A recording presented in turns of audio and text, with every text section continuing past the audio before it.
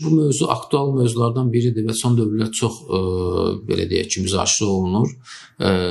Həmin dövrdə yadınızdadırsa bu çeklər təqdim olunanda ölkəmizin vətəndaşlarının iqtisadi maariflənmə səviyyəsi yetərli deyildi. Və insanlarımız bu çeklərə yalnız tədavül vasitəsi kimi yanaşırlar. Yəni o çekləri alırlar və qara bazarda satıb müəyyən məbləğ əldə edirlər və anlamırlar ki, çox təəssüflər olsun ki, hər bir çek müəyyən müəssisədə özəlləşmə prosesində pay deməkdir. Bunun çox ciddi əhəmiyyəti var.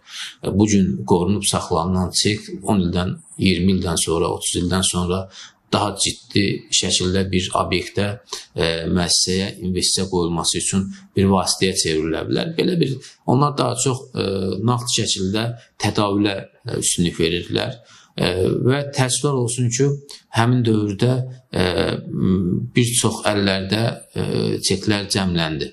Bu da həmin çeklərin məqsədə müvafiq istiqamətdə sərf olmamasına, işləməməsinə səbəb oldu. Hesab edirəm ki, bir orta bir yol tapılmalıdır ki, həm narazı qalan vətəndaşlarımızın problemləri həll olunsun, həm də dövlətimiz bu problemdən belə deyək ki, ağırsız çıxa bilsin və tərəflərin hər birinin hüquqları təmin olunsun. Hesab edirəm ki, yenidən bu prosesə baxmağa, yeni bir təşkil proqramı hazırlamağa ehtiyac var. İndiki situasiyada çekləri, kimdə çek varsa, hansı vətəndaşda hal-hazırda çeklər varsa, onları qoruyub saxlamaq lazımdır, nəinki satmaq.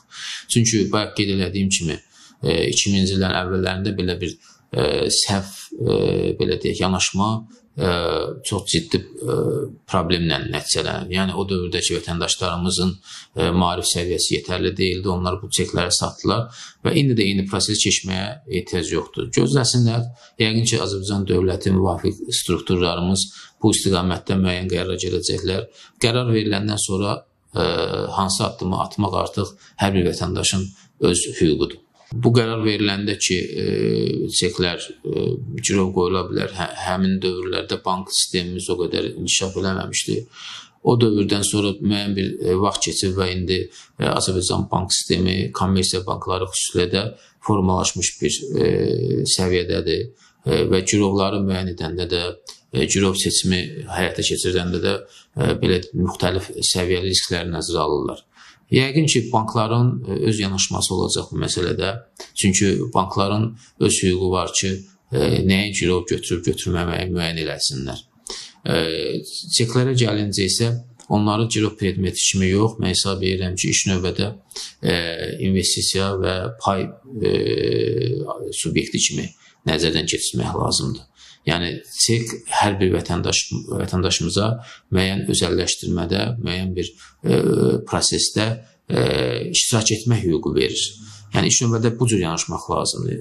Əks təqdirdə həmin çeklərin effektivliyi yetərli olmayacaq. Müəyyən pay əldə etmək üçün hər hansı bir müəssisədən çekə malik olmaq lazımdır. Həmin çekin sayı nə qədər çox olursa, o payçının daha çox hüquqları olur. Və bir-iki çek olmaq o demək deyil ki, onun hüququ yoxdur. Sadəcə hər hansı bir səhmdar müəssisənin quruluşu zamanı daha çox paya malik olanlar onun rəhbərliyində təmsil olunur, qərarlarına təsir göstərir.